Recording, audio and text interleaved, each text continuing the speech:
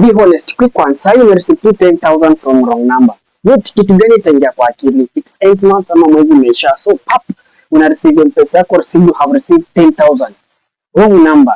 Kama wewe ni Mkristo, utafanyaje? Before you give up my decision, kindly pale comment section wewe utafanyaje? Labda kuna mtu mahali pap alipita na 10,000 za mtu, alipita na 50,000 za mtu, but wewe ume receive 10,000 just, yani imekaa tu pap, imeingia kwa M-Pesa, si zako.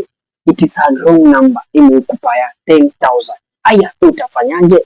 Before mimi nikwambie zile steps zitafollow kurudisha hizi pesa ama zirudishe, kama ni mara yako ya kwanza unatembelea Mukuu Finance, kitu unaweza fanya click ile subscribe buttons, then allow notification buttons to be on, ili tukitoa such like videos utakuwa mtu wa kwanza kupata a notification kutoka kwa YouTube. Tuende na nalo sasa. Utafanya kitu cha kwanza, mtaconfirm na huyu jamaa anatumia hizi pesa.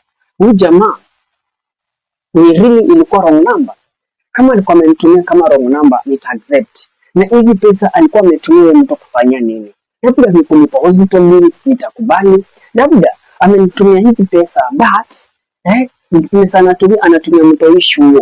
Ama kama si mtu issue alikuwa analipa school fees but zikakuja kwangu. So wewe unaweza fanyaje? Ni kitu cha kwanza, to be honest, nitamrudishia pesa zake. Even nitamrudishia pesa zake after amenipea the valid reason that okay bro, Mukuu, hizi pesa nilikuwa natumia mtoto but zikakuja kwako. Hizi pesa nilikuwa like, sasa condition nitamtumia kama alikuwa ni genuine reason, na genuine reason ina come ilikuwa pesa ya shida, but now ile condition 1 zitarudi.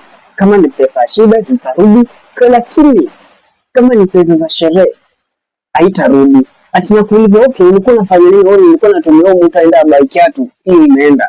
Haya, ulikuwa unatumia mtu afanye nini? Aenda buy sapa, hii imeenda.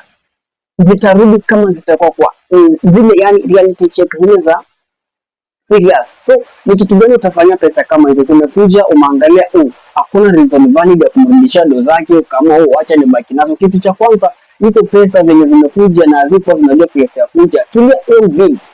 Kama ulikuwa ulipopa Wanjoki 10 bob, mpe okay ndo hizi. Kama ulienda kwa Kamuka chukua 5,000 mpe zimekuja. So ndio hiyo pesa usitumie kitu kingine halali. Usiende ukasema okay nao zimekam 10,000 wacha mimi nipe mtoto school fees. Hizo ni laana unachukua.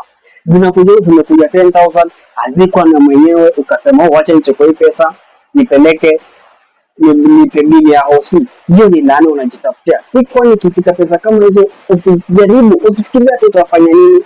Zikikuja angalia reason. Kama reason ni valid, rudisha pesa. Kama labda nao watu yani Kenya kuna watu na watu yani wanatumia tu pesa kiulali. Yani wanatumia tu pesa kishagala bagala. Yani hawana the real meaning ya kutumia pesa. Mtu kama huyo usimrudishie kabisa. Sema Mukuu alikataza watu kama hao waoshwe na waoshwe kabisa. Wewe ni maoni yako gani? 10,000 zimekuja, abruptly utafanya nini? Drop pale kwa comment section, tutakuwa nafanya na read then na kupea response. So kitu tunafanya at least acha notification iko on, discussion kama hizi tutakuwa nazo tu hapa kwa Mukuu with Finance, tukisonga nalo mbele. Stay subscribed, stay tuned. I will be also giving other financial tips, but quick one tutakuwa nazo once in a while. Bye bye guys, see me if you see me, see you if you see me in the next video. Bye.